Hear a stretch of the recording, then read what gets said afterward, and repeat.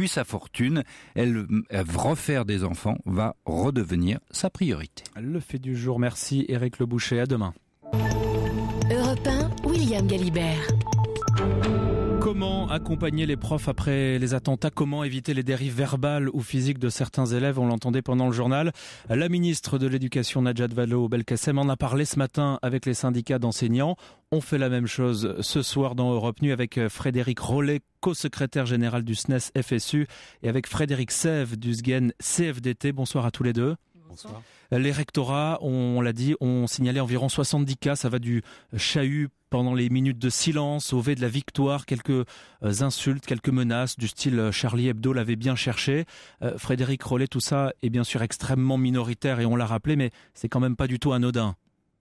C'est pas anodin, c'est très marginal, vous venez de le dire quand même, rapporté au nombre d'élèves, au nombre d'établissements. Mais tout ça existe. Ça existe.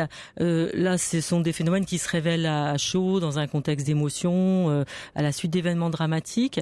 Ça pose la question de réponse urgente, mais ça révèle aussi au quotidien des problèmes professionnels pour les enseignants dans la délivrance de certains enseignements, le refus de certains élèves de devoir aborder tel type de questions.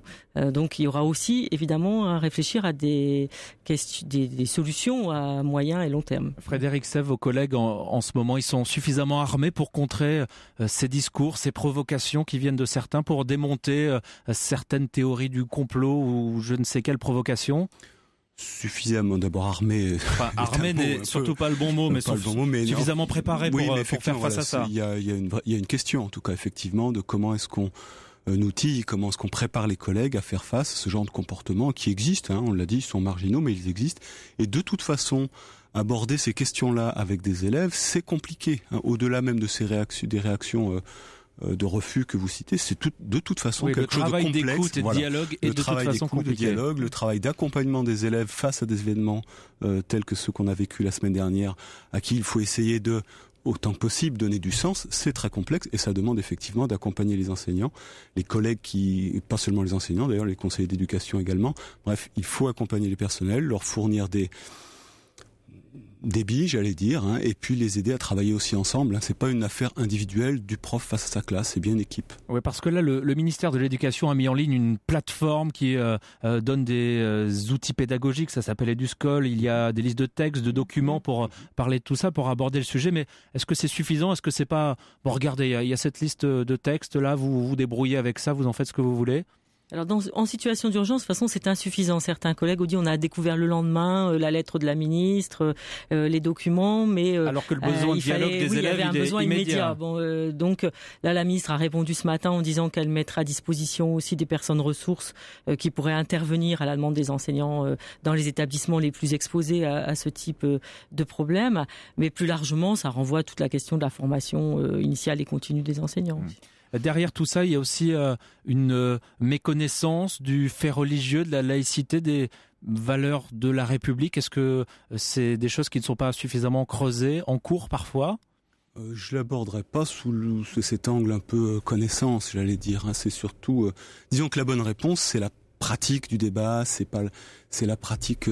je dirais l'apprentissage de la citoyenneté, mais au quotidien, c'est pas quelque chose. Même la laïcité, vous savez, ça s'apprend pas comme on apprend le théorème de Pythagore. Voilà, c'est quelque chose qu'il faut mettre en pratique dans la vie de l'établissement. Je crois que c'est plus comme ça qu'il faut positionner les choses. Le travail des équipes, la présence des équipes enseignantes et éducatives face aux élèves, aux côtés des élèves. Bon, c'est dans ce quotidien de l'école et de l'établissement que ça se fabrique, bien plus que dans des cours. Et est-ce qu'il est suffisamment créé ce quotidien? Dans le reportage tout à l'heure dans le journal, on entendait ces enseignants de Seine-Saint-Denis qui disaient on aimerait bien avoir une heure ou des moments en plus spécialement pour pouvoir parler avec les élèves, pour pouvoir établir ce dialogue en dehors des cours devant le tableau un peu classique. Ça se construit, ça se construit sur la longueur. Un débat, on ne décrète pas comme ça en classe qu'on va débattre. On n'arrive pas comme ça à 8h du matin en disant tiens, on va débattre pendant une heure de quelque chose. C'est pas possible, ça se construit, ça s'apprend. C'est des choses qui sont pas évidentes, ni pour les adultes, alors pas pour les enfants, pas pour les jeunes. Donc c'est tout un apprentissage qu'il faut effectivement construire, encore une fois, sur la longueur, sur le long terme. Là, on parle aussi des réactions urgentes, immédiates. L'action de l'éducation doit se faire dans le temps long, se fait sur le temps long. L'un de vos collègues syndicalistes, Sébastien Cyr, lui explique que c'est aussi l'occasion d'aborder la refonte de l'éducation prioritaire à la rentrée 2015, qu'il faut un vrai travail sur la mixité sociale dans les établissements. Ça aussi, c'est quelque chose d'important. Oui, beaucoup d'élèves nous renvoient à la figure le fait qu'effectivement l'école publique accueille tout le monde, qu'on nous prône la justice sociale, l'égalité, mais que vivent aussi l'injustice, les discriminations, et qu'ils y sont évidemment sensibles. Ils vont en stage, ils sont refusés, ils voient bien que dans certains établissements on n'a pas les conditions optimales pour y apprendre. Donc effectivement, la question des inégalités est une question très très sensible. Le rendez-vous ce matin avec Madame la Ministre, Najat Vallaud-Belkacem, il était comment? Le dialogue est constructif, mais derrière le dialogue, est-ce que vous sentez que vous allez pouvoir avoir les instruments qui vont vous permettre d'établir justement ce dialogue, mais avec vos élèves? Écoutez, on espère. Le discours sur la formation continue, moi, ça fait des années que je l'entends, des années qu'on dit qu'elle n'existe quasiment plus, notamment dans le second degré. On espère que là, l'urgence et la gravité des événements vont montrer qu'il y a toute une série de questions qui ne sont pas acquises. On parle de la laïcité. C'est vrai qu'on oublie que ça, c'est l'histoire de la construction de la laïcité qui a été un long combat. Assurer la liberté de conscience, ça s'est pas fait du jour au lendemain. Il faut que on redonne sens aussi à toute une série de concepts qu'on essaie de travailler. Donc, j'espère que oui, la ministre tiendra les engagements qu'elle a pris ce matin. Frédéric Sèvres, vous aussi, vous n'avez pas de boule de cristal, mais comment vous voyez les choses? Je confirme que je n'ai pas de boule de cristal, effectivement. Il n'y a rien sur la table. Oui, non, mais c'est ça qu'il faut dire. Ça va se construire. Enfin, ça va se construire. Ça se construit encore une fois dans la durée. Il n'y a pas de recette miracle. Il faut surtout pas imaginer que on est face à quelque chose qu'on résoudra avec une solution simple. C'est des problèmes complexes, c'est des problèmes qui demandent un travail long. Ça sera compliqué, c'est compliqué d'élever des jeunes. Donc ça l'est encore plus sur cet aspect-là. Il faut le bâtir dans la durée, je dirais, et puis peut-être avec tout de même, sans nier l'émotion actuelle, sans nier les problèmes que pose l'actualité immédiate.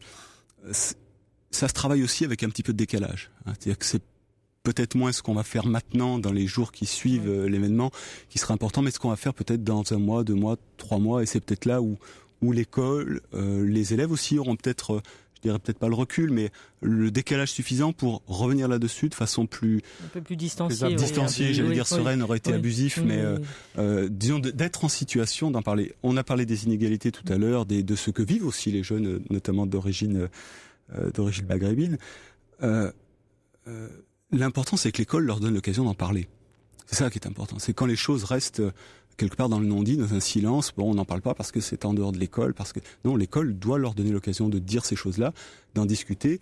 Elle va pas résoudre tous les problèmes. On va pas tout résoudre les problèmes à partir de l'école, mais l'école doit donner aux jeunes la possibilité d'en parler, de faire part de leur vécu et d'échanger.